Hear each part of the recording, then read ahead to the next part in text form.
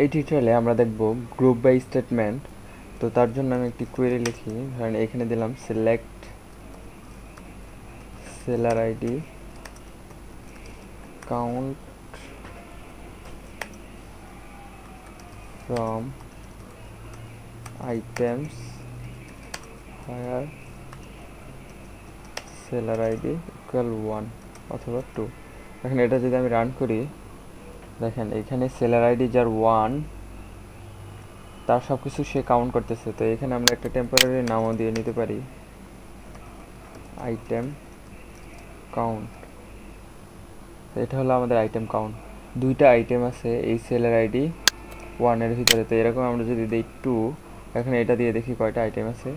দেখেন seller ID যা 2, এই 2 এর ভিতর আইটেম আছে দুইটা। তো এখন আমরা যদি 3 দেই, 3 এর ভিতরে আইটেম আছে একটা।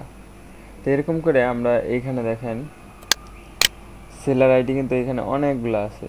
তো এখন আমরা এরকম একটা একটা করে, এই যে দেখেন এরকম একটা একটা এখানে ধরে ধরে আমরা যদি দেখতে চাই তাহলে এটা অনেক টাইম লাগবে এবং এটা আসলে প্রপার ওয়ে না। তো সেই জন্য আমরা গ্রুপ বাই স্টেটমেন্ট ইউজ করব এইখানে। তাহলে কি হবে, আমাদের এইখানে এই সেলার আইডি দিয়ে আমরা গ্রুপ বাই করব।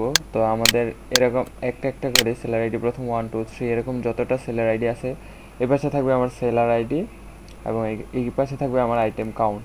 যে এখানে 1 থাকবে, যে 1 সেলার আইডির ভিতরে আইটেম আছে কয়টা এবং 2 এর ভিতরে আইটেম কয়টা, 3 এর ভিতরে আইটেম কয়টা।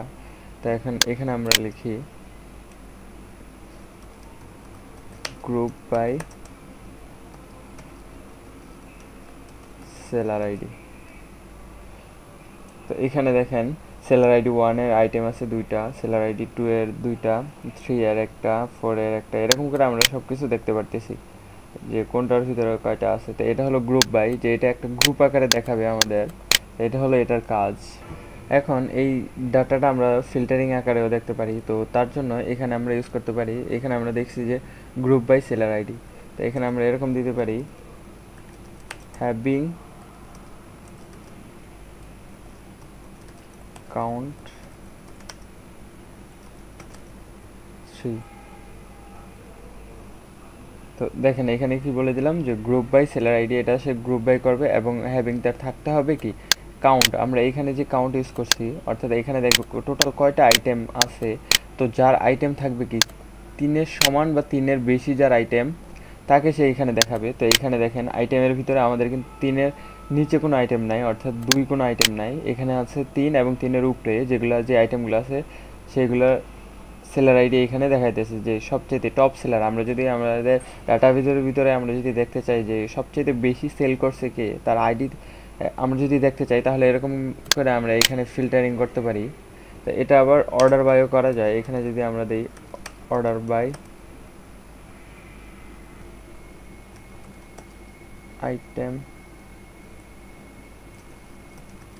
কাউন্ট, তো দেখেন এখানে অর্ডার বাই এটা করতেছে আইটেম কাউন্ট। আমরা যেই একটা টেম্পোরারি টেবিল নিলাম এখানে, সরি যে টেম্পোরারি যে কলামটা নিলাম আইটেম কাউন্ট, এটা দিয়ে আমরা এখানে অর্ডার বাই করতে পারতেছি। দেখেন এখানে প্রথম 3 যেগুলো আছে সেগুলো দেখাইতেছে, তারপর 4, তারপর 5, এরকম করে আমরা অর্ডার বাই করতে পারি।